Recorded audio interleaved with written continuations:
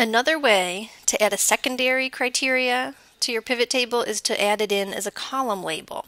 Let's say we want to keep this information about what each person spent, but we also want it broken out by what they spent per month.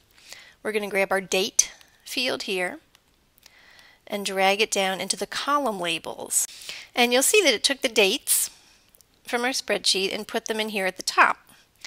However, we don't actually want totals for every single day. We just want them for each month.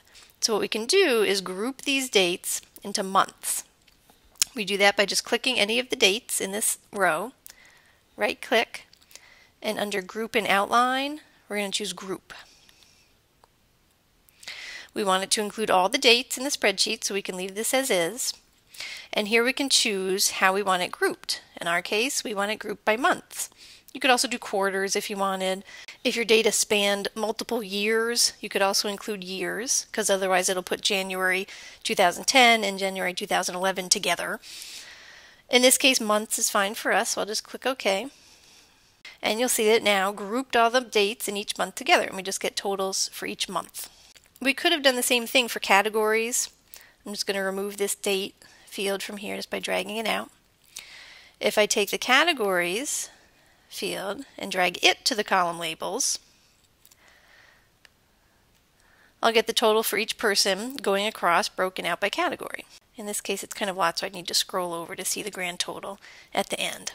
Another way to change our view of this data is to add a filter to the entire report.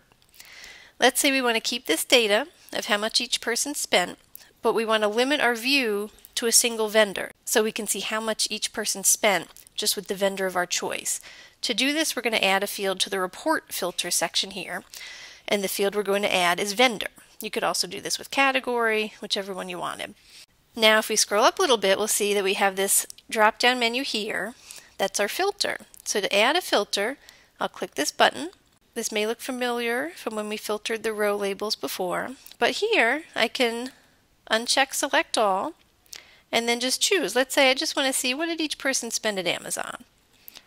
Okay, there it is. What did each person spend at Apple? There it is.